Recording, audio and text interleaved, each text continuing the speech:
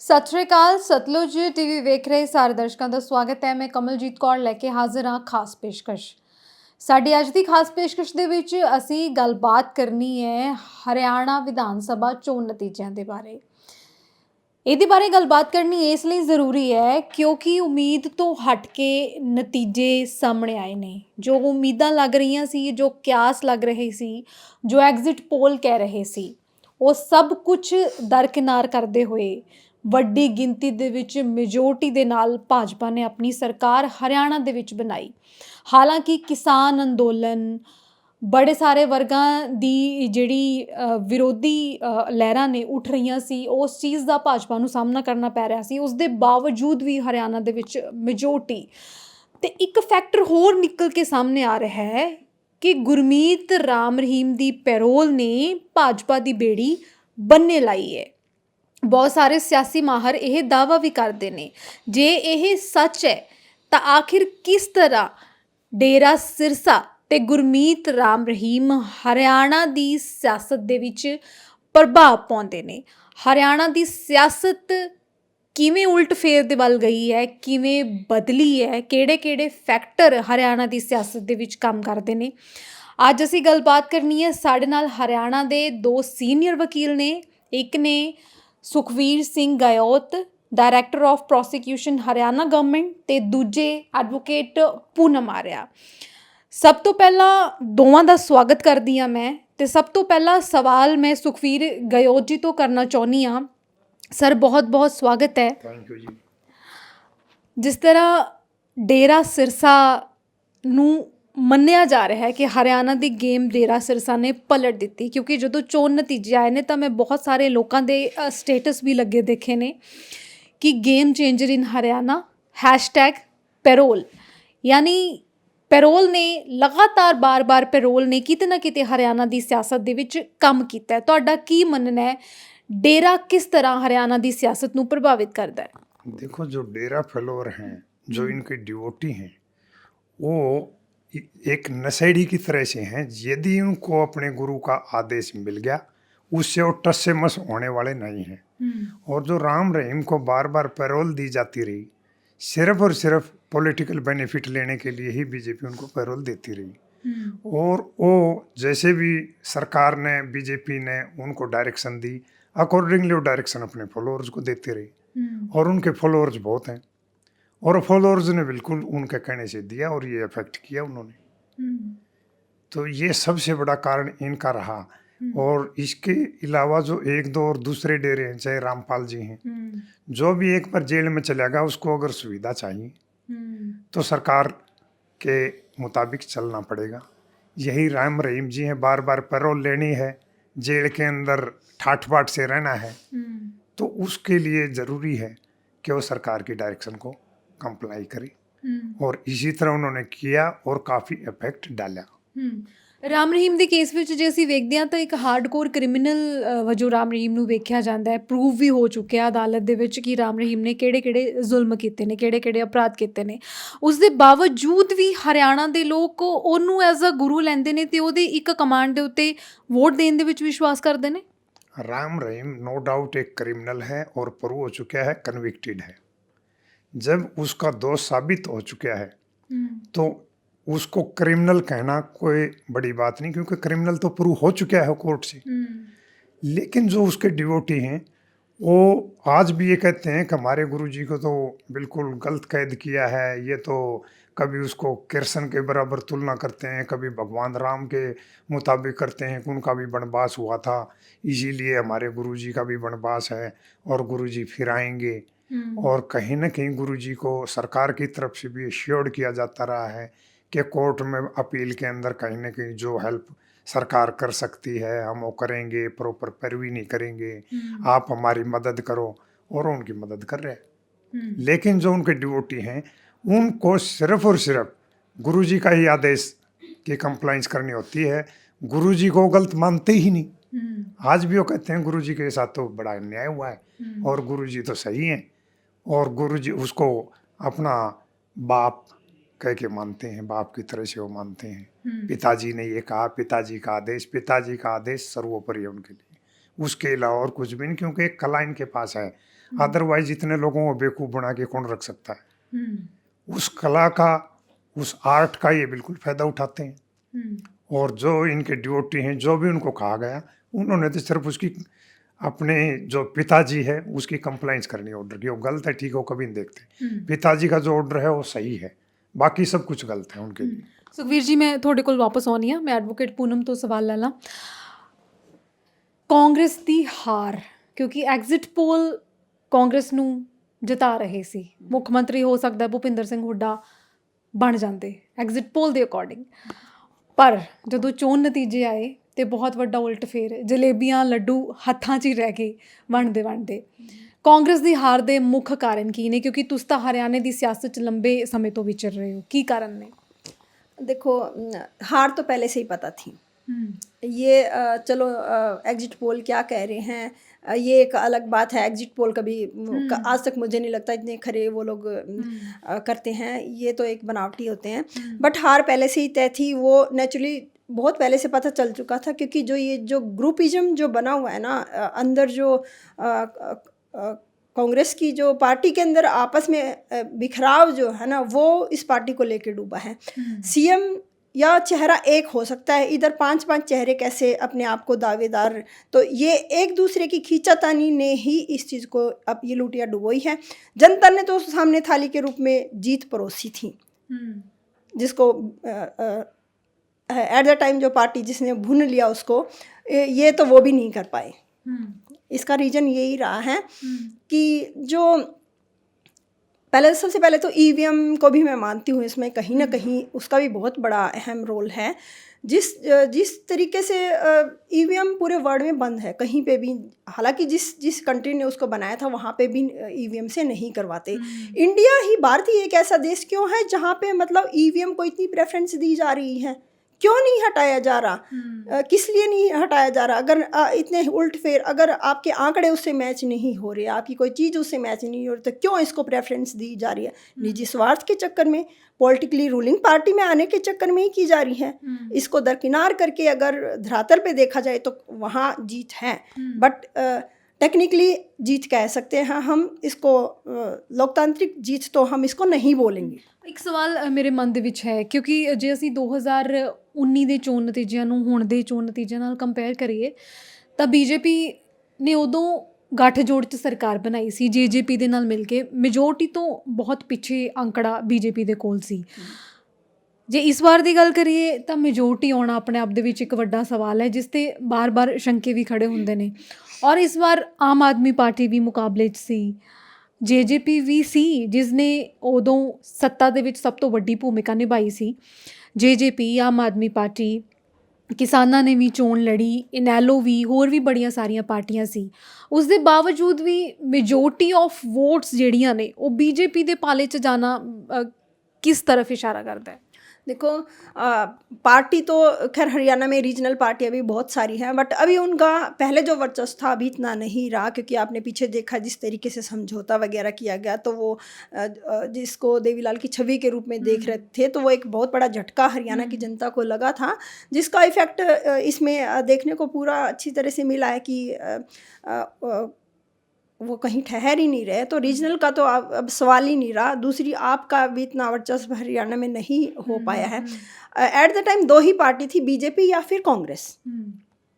कांग्रेस का था कि जब आपस में ही इनकी वो नहीं है, आपस में ही इनका टकराव है। टिकटॉक की जो पहले जो हमारी जो मेजोरिटी जो पहले जो आए थे, हमारे कैंडिडेट जो जीत के आए थे, उन्हीं कैंडिडेट को दोबारा से टिकटें देने का कोई रीज़न मुझे नहीं लगता, तुक बनता है। अगर आप नेपोटिज्म को ही बढ़ावा दोगे, राजा का बेटा ही राजा बनेगा, तो फिर वर्कर तो वर्कर ही रहेंगे, तो क्यों इतना वो अपना एफर्ट लगाएंगे? नहीं लगाएंगे ना कहीं तो उनका भी अपना कहीं उनको स्थान दिया जाना चाहिए। उन्हीं लोगों को टिकट देना, और दूसरा उनमें से आपको दिखता है 50% जो है नहीं जीत के आए। टिकटॉक की जो बंटवारा था वो बहुत ही गलत किया गया। दूसरा, सुनने में भी आया है कि मैक्सिमम इसमें जो टिकटॉक के बंटवारे में जो चला ना, वो मुझे लगता है कि हुड्डा की ज़्यादा रही है। अगर हरियाणा का अगर हम वर्ग सेक्टर देखा जाए तो उसके हिसाब से टिकटों का बंटवारा होना चाहिए था। हर किसी को अगर चेहरे अगर दावेदारी करते तो उनको भी टिकटों का कुछ ना कुछ हिस्सा उनके उसमें आना चाहिए था कि आपकी इतनी, तो इस तरीके से मिल के भी ये लोग काम कर सकते थे, जो नहीं हुआ। रही बात आला कमान की, आला कमान को क्या इतना रूट पे नॉलेज नहीं, क्या उनकी टीम इतनी मजबूत नहीं है क्या कि वो पता नहीं लगा पाए कि कहाँ टिकटें हैं, कहाँ पे हमारी कमियां हैं। जो कांग्रेस है ऊपरी तौर पे बहुत अच्छा प्रचार बहुत अच्छा करती, ऊपरी तौर पे बहुत अच्छा काम करती, बट जो नतीजे जो निकल के आते हैं वो धरातल से निकल के आते। धरातल पे इनकी टीम मजबूत नहीं है, धरातल ही इनको लेके डूबा है, धरातल में ही टकराव है। यहाँ अब बीजेपी वही जहाँ उनके वर्कर रात रात लगे रहते थे, उन्होंने रूट पे काम किया है, कभी भी नेपोटिज्म को बढ़ावा नहीं दिया है। बीजेपी का बेनिफिट ये रहा है कि राजा करे बेटा राजा नहीं बनेगा, जो जीताऊ कैंडिडेट है उनको लेके आओ, उन्होंने उनको छांटा। और बीजेपी तो एक तरह से समुंदर है, ताकत है जो खींच लेता है, मुर्दा बॉडी को बाहर निकाल के फेंक लेता है। जिसकी जितनी शक्ति है खींची और निकाल के फेंको।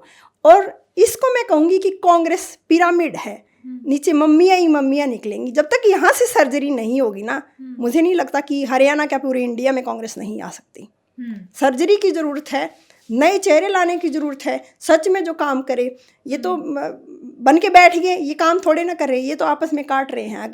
अगर नहीं काटते तो नतीजा कुछ और ही होता। जनता तो साथ दे रही थी, पूरी लहर इनके साथ थी, सब कुछ। किसान बीजेपी के अगेंस्ट, वर्कर बीजेपी के अगेंस्ट, आंगनवाड़ी कार्यकर्ता बीजेपी के अगेंस्ट, बेरोजगार बीजेपी के अगेंस्ट, पहलवान बीजेपी के अगेंस्ट, और ओपीएस कितनी सारे, मतलब आप देखो कितने आंदोलन हुए। और हालांकि उनके जो मिनिस्टर थे वो भी नहीं जीत पाए, तो रीज़न क्या रहा? वापिस आने का। भरी हुई थाली जनता ने खुद कांग्रेस को थाली परोसी सी, जो उठा नहीं पाए। कमियां, यानी कांग्रेस की रणनीति च ਤੁਹਾਨੂੰ कमी लगती है? रणनीति बिल्कुल बिल्कुल। अगर कांग्रेस की हार हुई है तो उसके खुद की वजह से हुई है, खुद के डिसीजन की वजह से हुई है, खुद के नेतृत्व की वजह से हुई है, खुद के नेताओं की वजह से हुई है, जनता की वजह से। जनता ने उनका पूरा साथ दिया था। अगला सवाल मैं सुखबीर जी ਤੁਹਾਡੇ ਤੋਂ ਲੈਣਾ ਚਾਹੁੰਦੀ ਹਾਂ। ਅਸੀਂ ਡੇਰਾ ਸਿਰਸਾ ਦੀ ਗੱਲ ਕੀਤੀ, ਹਰਿਆਣਾ ਦੇ ਵਿੱਚ ਜੇ ਗੱਲ ਕਰੀਏ ਪੋਲਰਾਈਜੇਸ਼ਨ ਦੀ, ਧਰਮ ਦੇ ਨਾਮ ਤੇ ਰਾਜਨੀਤੀ, ਧਰਮ ਦੇ ਨਾਮ ਤੇ ਵੋਟਾਂ, ਕੀ ਉਹ फैक्टर भी हरियाणा च काम करता है? हरियाणा के अंदर जो रिलीजन की बात हो तो मुस्लिम तो यहाँ बहुत कम है, उस फैक्टर का इतना लंबा चौड़ा नहीं। उसका तो अगर कोई बेनिफिट है तो कांग्रेस को ही है। जो मुस्लिम डोमिनेटेड मोहम्मडन एरिया था उसमें तो कांग्रेस की सारी सीटें। लेकिन जो मेन पूनम जी ने बताया कि ऑर्गेनाइजेशन कांग्रेस के पास पिछले लंबे समय से नहीं है, और जबकि दूसरी तरफ बीजेपी के पास बूथ लेवल तक वर्कर हैं, उनका ऑर्गेनाइजेशन है। किसी भी काम को करने के लिए, किसी भी एम को तक पहुंचने के लिए, कोई भी गोल अचीव करने के लिए मस्ट है कि उसके पास पहले ऑर्गेनाइजेशन हो, जो कि कांग्रेस के पास नहीं है। और कांग्रेस की जो इन फाइटिंग है वो ऑर्गेनाइजेशन भी नहीं बन देती, और इन फाइटिंग की वजह से ही कांग्रेस को बहुत भारी नुकसान हुआ है। क्योंकि एक नया फार्मूला कांग्रेस के अंदर अब हम देख रहे हैं आया है कि हम तो सर्वे करवाते हैं, जिताऊ और टिकाऊ। ये एक नया फार्मूला और सर्वे जो नेता हैं उनके मुताबिक होता है। जो नेता चाहते हैं, अब चित्रा सरवारा थी, वो कौन से सर्वे में पीछे थी, पर टिकट तो उसको नहीं मिला। तो ये जिसको देना होता है उसको दे देते हैं, जिसका कटना होता है वो सर्वे में पीछे है। ये बड़ा अच्छा बहाना कांग्रेस ने ढूंढा है, कांग्रेस के नेताओं ने बहुत अच्छा देख लिया। दूसरी बात, जो मेन डेंट पड़ा है वो पड़ा कास्टिज्म का, पोलराइजेशन का। कास्ट बेस पर जो पोलराइजेशन हुआ, उसके अंदर एक तरफ जाट कम्युनिटी थी, और ये मान लिया गया कि हुड्डा साहब जाट कम्युनिटी से हैं तो उनका नेतृत्व वो कर रहे हैं, तो ये तो कांग्रेस तो जाटों की पार्टी है। दूसरी तरफ जाट के साथ कम्युनिटी थी जो शैलजा जी की है। जो शैलजा जी प्रचार से बाहर गई, और शैलजा जी को जो 2 लास्ट की सीट नहीं दी गई, वो एक हार का बहुत बड़ा कारण था। और उस कम्युनिटी में रोष था, और उस कम्युनिटी ने कांग्रेस का साथ नहीं दिया। जो कि एक मेजर फैक्टर हार का बना। अगर वो कम्युनिटी साथ खड़ी रहती तो फिर इतनी दिक्कत नहीं आनी थी। लेकिन जो पोलराइजेशन का ये जज नहीं कर पाए, वो इनका ऑर्गेनाइजेशन ना होना था। और जो चमचे हैं वो इतना दिमाग खराब कर देते हैं, आगी कांग्रेस, आगी कांग्रेस, आगी कांग्रेस। उस वजह से नेताओं की एक बड़ी भारी भूल है। दूसरा, फिर कांग्रेस एक नेशनल लेवल की पार्टी है, सबसे पुरानी पार्टी है। अब भूपेंद्र सिंह हुड्डा एक मान्य नेता है हर कम्युनिटी के, उनको हर कम्युनिटी लाइक करती है। लेकिन दीपेंद्र को रोहतक से बाहर दूसरी कम्युनिटी लाइक नहीं करती। और ऐसा लगा कि जैसे टिकट भी दीपेंद्र हुड्डा ही डिसाइड कर रहे हैं। भूपेंद्र सिंह हुड्डा ने बेटे को जो आगे किया तो ये लगा कि अब ये उसके बाद इसका बेटा, ये तो इन्हीं का होके रह गया। वो भी एक बहुत बड़ा नॉन जाट में कारण बना, जो कि नहीं होना चाहिए था। भाई दीपेंद्र अगर लायक होगा तो आगे बढ़ जाएगा, लोग उसको आगे कर लेंगे। टिकट डिस्ट्रीब्यूशन भी एक बहुत बड़ा हार का कारण था।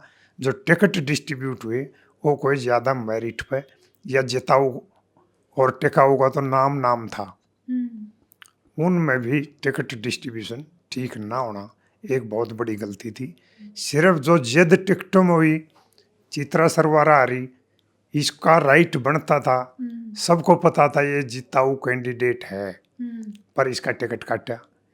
इसी तरह निर्वाणा में आ जाओ, जो इंडियन नेशनल लोकदल की टिकट पर बाद में लड़ी विद्या को अगर टिकट दिया जाता तो विनिंग थी, पर उसको फिर भी नहीं दिया गया। जब ये पता होते हुए कि ये विनिंग है, तो ये कांग्रेस की कौन सी एक राजनीति थी, ये समझ से बाहर है कि जिताऊ को तो छोड़ दो और नारा दे दो जिताऊ और टिकाऊ का। ये नारा बिल्कुल एकदम खोखला था इनका, ये सही नहीं था। फिर दूसरे एरिया से लेके किसी दूसरे एरिया के अंदर जाके टिकट देना। फॉर एग्जाम्पल नलवा के अंदर जिस कैंडिडेट को कांग्रेस ने टिकट दिया वो बारी कैंडिडेट था। कहीं दादरी के पास उसका गांव है, वहाँ से उसको ले आया गया, वहाँ से जिताएगा। इमेज उसकी ज़्यादा अच्छी नहीं थी, फिर उसको जिताऊ और टिकाऊ मान लिया गया। क्योंकि ऐसा लगा कुछ टिकटों से जैसे दीपेंद्र हुड्डा जी अपनी एक टीम बना रहे हैं, और वही टीम और वही परमानेंट कांग्रेस में रहेंगे और वही रूल करेंगे। तो उस चीज़ का भी लोगों में टीस थी, जिसकी वजह से हार का एक कारण बना। और दूसरा जो हार का कारण था, बीजेपी ने भी यही बात कही, शैलजा जी का विरोध हुआ और ये तो केवल एक पार्टी की है, केवल हुड्डा साहब ही आली नाल हैं। तो उस चीज़ को ये नहीं समझ पाए कि बीजेपी इतना क्यों कर रही है। बीजेपी ने खुलेआम अमित शाह ने कहा बाप और बेटे के अंदर भी चीफ मिनिस्टर का कंपटीशन है, वो भी कौन सा पहले बने इस बात का है। इन चीज़ को इन्होंने हड़के से लिया, जबकि ये एक आम कम्युनिटी में ये थी, पर्टिकुलर नॉन जाट में, कि भाई ये तो लोकल पार्टी बना ली इन्होंने अपने घर की लिमिटेड कंपनी, कि अब बाप आगे बेटा।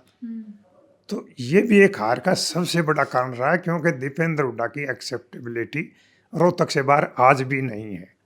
उसको नेता बाहर कोई नहीं मानता, लोग इसलिए उसको सुनने आते थे कि होने वाले मुख्यमंत्री का बेटा है।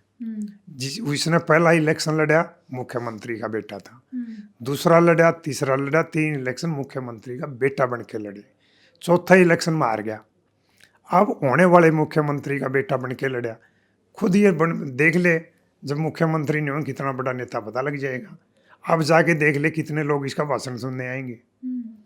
तो ये दीपेंद्र को हुड्डा साहब ने इतना आगे जरूर से आगे बढ़ाया, ये एक हार का सबसे बड़ा कारण था। अगला सवाल मैं एडवोकेट पूनम थोड़े तो लेना चाहनी हाँ। पिछले लंबे समय तो तकरीबन 1 साल का समा होने वाला है, शंभू बॉर्डर जिहड़ा कि पंजाब ते हरियाणा नूं जोड़दा है। पंजाब वाले पासे किसान बैठे ने, हरियाणे वाले पासे आर्मी पुलिस ते CRPF बैठी है किसानां नूं रोकण दे लई। उन्हां नूं रोकण लई हरियाणा सरकार ने बड़े हथकंडे अपनाए, हंझू गैस दे गोले भी सिੱਟੇ, ड्रोन फायरिंग भी की, बड़े किसान जख्मी भी हो गए, हुण तक कई किसानां दी मौत भी हो गई है। किसानां दा वड्डा गुस्सा हरियाणे ਦੇ ਵਿੱਚ ਵੀ ਵੇਖਣ ਨੂੰ ਮਿਲਿਆ। ਜਦੋਂ ਅਨਿਲ ਵਿਜ ਪ੍ਰਚਾਰ ਕਰਨ ਨਿਕਲਦੇ ਸੀ ਤਾਂ ਕਿਸਾਨ ਆਪਣੇ ਟਰੈਕਟਰ ਪਿੱਛੇ ਲਾ ਲੈਂਦੇ ਸੀ, ਟਰਾਲੀਆਂ ਪਿੱਛੇ ਲਾ ਲੈਂਦੇ ਸੀ। ਹੋਰ ਵੀ ਬੜੇ ਸਾਰੇ ਭਾਜਪਾ ਲੀਡਰਾਂ ਨੂੰ ਕਿਸਾਨਾਂ ਦੇ ਵਿਰੋਧ ਦਾ ਸਾਹਮਣਾ ਕਰਨਾ ਪਿਆ। ਪੰਜਾਬ ਦੇ ਵਿੱਚ ਪੰਜਾਬ ਵਾਂਗੂ ਹਰਿਆਣਾ ਦੇ ਵਿੱਚ ਵੀ ਖੇਤੀ ਕਰਨ ਵਾਲੇ ਲੋਕ ਬਹੁਤ ਜ਼ਿਆਦਾ ਨੇ, ਫਿਰ ਵੀ ਬੀਜੇਪੀ ਕਿਵੇਂ ਜਿੱਤਦੀ ਹੈ? बीजेपी के जितने भी कैंडिडेट थे उनको गांव में ही नहीं घुसने दिया गया। जो सैलजा और हुड्डा की जो आपस में तकरार जो थी ना, और जैसे सीएम चेहरा सुरजेवाला जी थे, उन्होंने तो खुद को घोषित ही कर दिया था एक तरह से। 3-4 जो चेहरे थे आपस में इनकी जो तकरार थी, इसकी वजह से मेन जो है SC BC जो OBC जो फैक्टर था, जो सैलजा जब 10 दिन के लिए जो नाराज़ होकर बैठी है ना, उसका इफ़ेक्ट बहुत पड़ा है कि SC और BC जो थे ना, वो वोट उनकी वजह से ही बीजेपी का काफ़ी इफेक्ट उस पर पड़ा है। ਪਰ ਕਿਸਾਨੀ ਅੰਦੋਲਨ ਨੇ ਤਾਂ ਬਹੁਤ ਸਾਰੀ ਵੋਟ ਤੋੜੀ ਹੋਏਗੀ ਨਾ ਭਾਜਪਾ ਦੀ, ਕਿਉਂਕਿ ਬਹੁਤ ਸਾਰੇ ਕਿਸਾਨ ਤਾਂ ਹਰਿਆਣਾ 'ਚ ਵੀ ਰਹਿੰਦੇ ਨੇ, ਬਹੁਤ ਸਾਰੇ ਇਹੋ ਜਿਹੇ ਕਿਸਾਨ ਨੇ ਜੋ ਸਿੱਧੇ ਹੋ ਕੇ ਭਾਜਪਾ ਦਾ ਵਿਰੋਧ ਕਰ ਰਹੇ ਸੀ, ਫਿਰ ਵੀ ਵੋਟ ਪਰਸੈਂਟੇਜ ਇੰਨਾ ਜ਼ਿਆਦਾ ਵਧਿਆ। एक्चुअली क्या हुआ, बीजेपी के जो वोट थे ना, वो फिक्स थे, वो टूटने वाले नहीं थे। अगर टूट रहे थे, कांग्रेस की पॉलिसी ऐसी कुछ बनी नहीं कि हम उनके वोट तोड़े, ये तो अपने खुद के ही नहीं संभाल पाए कि एक एक सीट पे जब किसान नेता भी खुद खड़े हो गए, उधर से कांग्रेस भी खड़ी है, उधर से जेजेपी भी खड़ी है, उधर से इनेलो भी खड़ी, उधर से आप भी खड़े, वोट जो कट रहा था वो तो कांग्रेस का ही कट रहा था ना। किसानों को खुद खड़ा होने की ज़रूरत क्या थी? जब आपके सारे मैनिफेस्टो में डाल दिए गई चीज़ें, तो जाहिर सी बात है, या तो आप इस लेवल तक आओ, मैं नहीं कहती कि गलत है, आप इस लेवल तक पहुँचो, आप रूट पे इतना काम करो, तब एकदम से पूरे हरियाणा में या एकदम से निकलो उभर के। कहीं कहीं पे वो करना, वो तो फिर एक तरह से वोट काटने वाली बात हो गई और कांग्रेस को नुकसान पहुंचाने वाली बात है। जब कांग्रेस ऑलरेडी किसानों का साथ देने के लिए बोल रही है, तो उनको उनके साथ जाना चाहिए था। ये उनके डिसीजन भी गलत रहे हैं। और शंभू बॉर्डर पे जिस तरीके से रोका गया, रूलिंग पार्टी जो थी वो तो बहुत गलत किया, क्योंकि ये कोई गुलाम देश तो है नहीं। सबको अपनी आज़ादी है, अपने संविधान में, अपने लॉ में सब लिखा हुआ है कि वो तो अपने दिल्ली में के जा नहीं सकते क्या? मतलब दिल्ली ही तो जा रहे थे, अपनी बात रखने का हक हर किसी को है। अगर हम किसी ओहदे पे, किसी पद पे, CM पे या फिर PM बनाते हैं, तो वो इसलिए ही तो बना, किसी जगह से उठा के उस जगह तक पहुँचाया जाता, तो वो इसलिए ही कि आप हमारी जो भी समस्याएं हैं उनको सुनो, उनका निदान करो और आगे। तो इसलिए उनको सुनना भी ज़रूरी होता है ना। पद बनाया जाता है जनता की सेवा के लिए, ना कि जनता से अपनी सेवा करवाने के लिए। तो ये तो जनता से सेवा करवा रहे थे डायरेक्ट। जब किसान अपनी बात रखने के लिए वहाँ पे जा रहे थे, तो रोकना बहुत गलत था, क्योंकि उनको बात सुनने का और बात कहने का हक है और उनको सुनने का हक है। बाकी निवारण करना, निवारण तो खैर कि हर समस्या का हल होता है, थोड़ा सा पॉजिटिव होता है, थोड़ा नेगेटिव, ये नहीं है कि प्रॉपर नेगेटिव जाए, कहीं ना कहीं हल निकालना चाहिए था।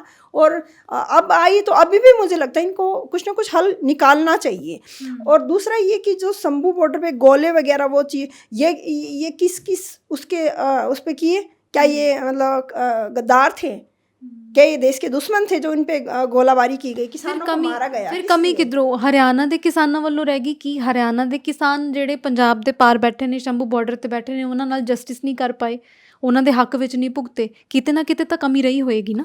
कमी किसानों की नहीं रही, कमी जनता की नहीं रही, कमी मैं कहती हूँ कि हुड्डा और सैलजा की भी नहीं रही। ये आपस में लड़ रहे थे, तो सबसे बड़ी कमी राहुल गांधी की रही है, क्योंकि सबसे एजुकेटेड, सबसे समझदार होते हुए भी वो अपने अच्छे डिसीजन नहीं ले पाए। उन्होंने किस वजह से अपने सारे डिसीजन, एक मुख्यमंत्री जो भी थे हमारे हुड्डा जी, उनके ऊपर सारे डिसीजन छोड़ दिए। किस वजह से छोड़े?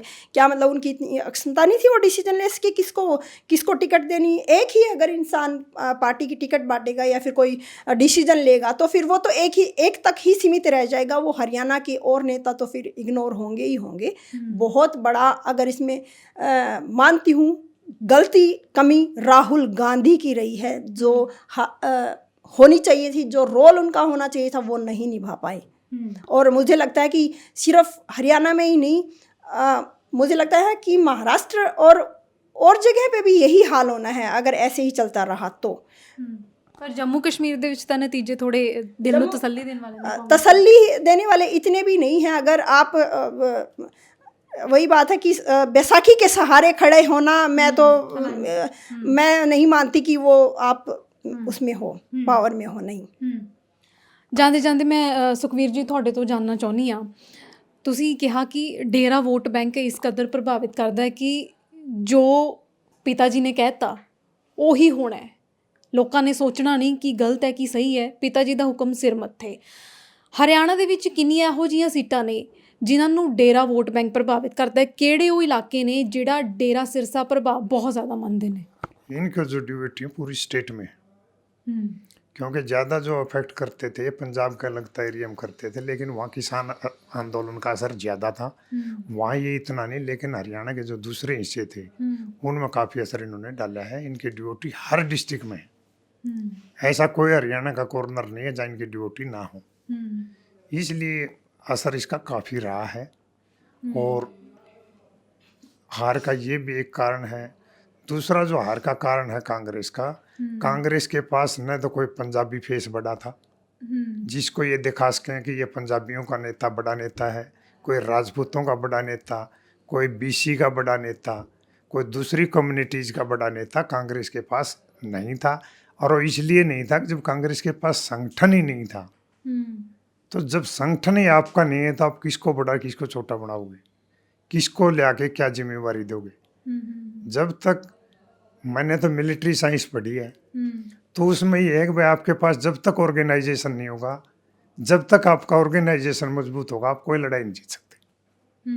कोई भी लड़ाई लड़ने के लिए, जीतने के लिए आपके पास ऑर्गेनाइजेशन मस्ट है। ਪਰ ਕਾਂਗਰਸ ਇਸ ਚੀਜ਼ ਨੂੰ ਲੈ ਕੇ ਕਾਫੀ ਕੌਨਫੀਡੈਂਟ ਸੀਗੀ ਕਿ ਸ਼ੰਭੂ ਬਾਰਡਰ ਤੇ ਕਿਸਾਨਾਂ ਨੇ ਭਾਜਪਾ ਨੂੰ ਘੇਰਾ ਪਾਇਆ ਹੋਇਆ ਹੈ। ਈਵਨ ਭੁਪਿੰਦਰ ਸਿੰਘ ਹੁੱਡਾ ਨੇ ਤਾਂ ਆਫਰ ਵੀ ਕਰਤਾ ਸੀ ਕਿ ਜੇ ਕਾਂਗਰਸ ਦੀ ਸਰਕਾਰ ਬਣ ਗਈ ਤਾਂ ਸਭ ਤੋਂ ਪਹਿਲਾਂ ਮੈਂ ਕਿਸਾਨਾਂ ਦੇ ਲਈ ਸ਼ੰਭੂ ਬਾਰਡਰ ਖੋਲੂੰਗਾ। ਇਸ ਚੀਜ਼ ਨੂੰ ਲੈ ਕੇ ਬਹੁਤ ਕੌਨਫੀਡੈਂਟ ਸੀਗੇ ਕਿ ਸਾਰੇ ਪਾਸਿਓਂ ਭਾਜਪਾ ਨੂੰ ਘੇਰਾ ਪਿਆ ਹੋਇਆ ਹੈ। ਭਾਜਪਾ ਦੇ ਵਿਰੋਧ ਕਰਨ ਵਾਲਿਆਂ ਦੀ ਲਿਸਟ ਬਹੁਤ ਲੰਬੀ ਹੈ ਤੇ ਵਹਿੰਦੀ ਗੰਗਾ ਦੇ ਵਿੱਚ ਕਾਂਗਰਸ ਨੇ ਹੱਥ ਧੋਣ ਦੀ ਕੋਸ਼ਿਸ਼ ਵੀ ਕੀਤੀ ਸੀ ਤੇ ਉਹਨਾਂ ਨੂੰ ਇਹ ਲੱਗਦਾ ਸੀ ਕਿ ਸਾਡੀ ਜਿੱਤ ਹੋ ਜਾਣੀ ਹੈ। क्योंकि ऑर्गेनाइजेशन नहीं था, कांग्रेस ये नहीं समझ पाई संघ का प्रचार, अंडरग्राउंड कास्टिज्म का जो जहर कितना घोल रहा है, ये कांग्रेस नहीं समझ पाई, न पता लगा पाई। और जो संघ ने नीचे अंडरग्राउंड जो करंट छोड़ा कास्टिज्म का, वो बेहद जहर घोलने वाला था। उसको कांग्रेस नहीं समझ पाई, न काउंटर कर पाई, जिसका ये कारण था। अदरवाइज किसान तो आज भी है, लेकिन किसानों के कुछ संगठन भी उन्होंने बीजेपी ने तोड़ रखे थे, जो इनेलो के साथ मिले और इनेलो गोपाल कांडा के साथ मिले। गोपाल कांडा का बयान भी वायरल हुआ था कि भाई हम तो बीजेपी को जिताने के लिए, कांग्रेस को हराने के लिए हैं। उसमें किसानों का भी एक संगठन था, चड्डूनी साहब का, क्योंकि चड्डूनी साहब शुरू से ही किसान आंदोलन में कहीं ना कहीं सरकार का साथ दे रहे थे, जो कि हार का एक बहुत बड़ा कारण था, जो डेंट मारा नाम किसान का और मदद बीजेपी की। ਐਡਵੋਕੇਟ ਪੂਨਮ, ਡੇਰਾ ਸਿਰਸਾ ਬਾਰੇ ਜਿਵੇਂ ਸਰ ਨੇ ਗੱਲ ਕੀਤੀ, ਤੁਸੀਂ ਕੀ ਸੋਚਦੇ ਹੋ ਕਿੰਨੇ ਕੁ ਫੋਲੋਅਰਸ ਨੇ, ਕਿਵੇਂ ਡੇਰਾ ਪ੍ਰਭਾਵਿਤ ਕਰਦਾ ਹੈ ਹਰਿਆਣਾ ਨੂੰ?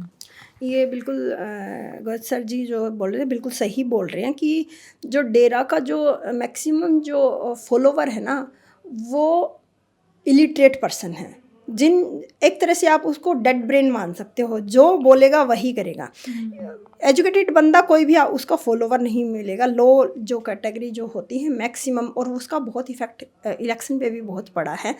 तो यही लोग इनके जो फॉलोवर हैं, क्योंकि शिक्षा तो हमें ज्ञान सिखाती है, समझ सिखाती है और निर्णय लेने की क्षमता भी सिखाती है। वही नहीं है उन लोगों के अंदर, तो नेचुरल सी बात है जो वहाँ से दिए जाएंगे ऑर्डर वही होगा।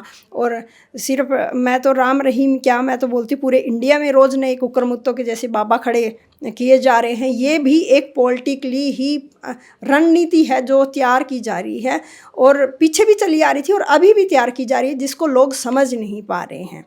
और जहाँ तक मैं देखती हूँ एजुकेटेड पर्सन जो इनके साथ लगे हुए हैं, वो निजी स्वार्थ की वजह से, कि जैसे आरक्षण वगैरह का है, कई बार आरक्षण की वजह से रोज़गार नहीं मिल पाता तो वो फॉलोवर बनते हैं, वहाँ पे जाते हैं। तो नेचुरल सी बात है, जो रूलिंग पार्टी होती है वो उनको बोलती है कि वहाँ पे आप वोट करो, तो वो उनको भी कुछ ना कुछ उनका मानना पड़ता है। तो ये लोग अंडरग्राउंड होके जो रोज़गार जो प्रोवाइड करवा रहे थे उसकी वजह से काफ़ी इफ़ेक्ट पड़ता है। जो एजुकेटेड पर्सन है वो सोचता है कि इस वजह से हम लगे हैं, लेकिन वो रणनीति नहीं समझ पा रहे कि उसके पीछे की रणनीति क्या है। और उसी के पीछे फिर एक फॉलोअर के पीछे 100 फॉलोअर और आते हैं और उसका राजनीति में बहुत इफेक्ट पड़ता है। ਸੋ ਅੱਜ ਦੀ ਖਾਸ ਪੇਸ਼ਕਸ਼ ਦੇ ਵਿੱਚ ਇੰਨਾ ਹੀ। ਹਰਿਆਣਾ ਚੋਣ ਨਤੀਜੇ ਸਭ ਦੇ ਸਾਹਮਣੇ ਨੇ, ਪਰ ਇਹਨਾਂ ਚੋਣ ਨਤੀਜਿਆਂ ਦੇ ਪਿੱਛੇ ਗੇਮ ਕਿਵੇਂ ਬਦਲੀ ਗਈ ਤੇ ਰੱਦੋ ਬਦਲ ਕਿਵੇਂ ਹੋਇਆ, ਬਹੁਤ ਸਾਰੀਆਂ ਚੀਜ਼ਾਂ ਸਾਡੇ ਸਾਹਮਣੇ ਆਈਆਂ ਨੇ। ਅਗਲੇ ਐਪੀਸੋਡ ਦੇ ਵਿੱਚ ਫੇਰ ਹਾਜ਼ਰ ਹੋਵਾਂਗੇ ਕਿਸੇ ਹੋਰ ਮੁੱਦੇ ਦੇ ਨਾਲ। ਤਦ ਤੱਕ ਲਈ ਵੇਖਦੇ ਰਹੋ ਸੱਚ ਦਾ ਨਿਰੰਤਰ ਵਹਿੰਦਾ ਦਰਿਆ ਸਤਲੁਜ ਟੀਵੀ।